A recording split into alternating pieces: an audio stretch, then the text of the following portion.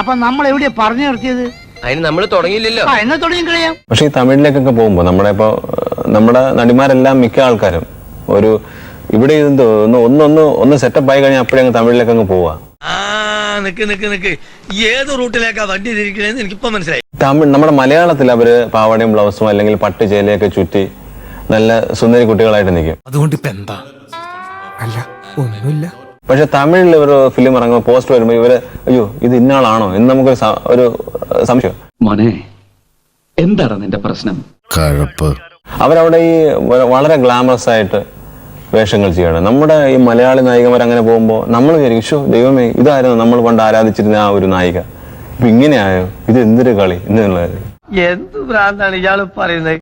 അപ്പൊ ഇതെന്താ ഇപ്പൊ നാളെ സംയുക്തയും അങ്ങനെ ഒരു ഗ്ലാമറസ് വേഷത്തിലൊക്കെ ഞങ്ങൾ കാണേണ്ടി വരുമോ? എവിടെ ഇതൊരു നടക്ക് പോണ ലക്ഷണില്ല. ഞാൻ ഇവന്റെ രണ്ടെണ്ണം വാങ്ങിച്ചിട്ടേ പോവുള്ളൂ. അതിപ്പോ അതിൽ ഞാനൊരു തെറ്റായിട്ടൊന്നും കാണുന്നില്ല. അയ്യോ അങ്ങനെ പറഞ്ഞൂടാ, പിന്നെ ഞാൻ എന്തിനു വന്ന?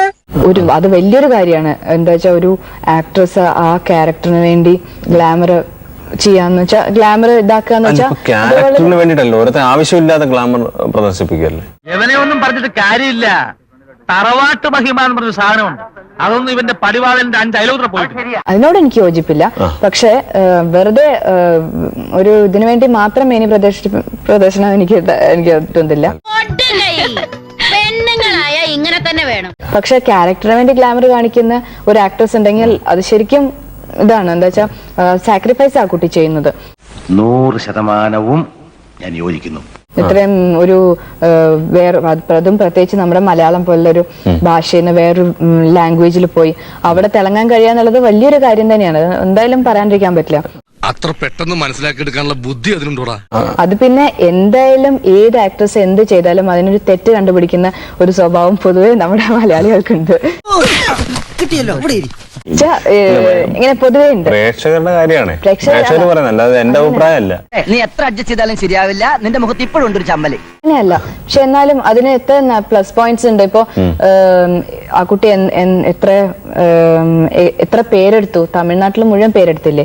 അതിപ്പോ മലയാളം മാത്രം, ഇപ്പൊ കേരളം മാത്രം അറിഞ്ഞുകൊണ്ടിരുന്ന ഒരു ആർട്ടിസ്റ്റ് ആണെങ്കിൽ തമിഴിൽ പോയി എത്ര പേരെടുത്തു ആ കുട്ടി. അങ്ങനെയല്ലേ വിചാരിക്കേണ്ടത്. അവന്റെ വിദ്യാഭ്യാസ കുറവുണ്ടാവും അങ്ങനെ പറഞ്ഞു. അതുകൊണ്ടല്ല ഞാൻ കൊളോക്കിലായിട്ട് പറഞ്ഞതാ. കൊളാക്കി അങ്ങനെ വിചാരിക്കാം. പക്ഷെ സംയുക്ത നാളെ തമിഴിൽ പോയിട്ട് ഞാൻ ചെയ്യില്ല. ഇവളാള് കൊള്ളാമല്ലോ. ഏതായി കുട്ടി? പക്ഷെ അടുത്ത വർഷം ചിലപ്പോൾ ഇനി ഓണാഘോഷത്തിനൊന്നും സംയുക്ത കാണത്തില്ല. എന്റെ ആഘോഷം, ഏറ്റവും വലിയ ആഘോഷം പൊങ്കലാണ്, എനിക്ക് പൊങ്കലാണ് ഇഷ്ടം. ഓണാഘോഷമൊക്കെ കളഞ്ഞിട്ട് നമ്മൾ തമിഴ് കൾച്ചറിലേക്ക് പോകുന്ന ഞാൻ ചോദിക്കുന്നത്. മൊത്തത്തിൽ മലയാളത്തെ അവോയ്ഡ് ചെയ്ത് അതെങ്ങനെയാ ഞാൻ പോവാ? ഞാൻ മലയാളിയല്ലേ, ഞാൻ എങ്ങനെ പോകും? എല്ലാരും മലയാളികളായിരുന്നു.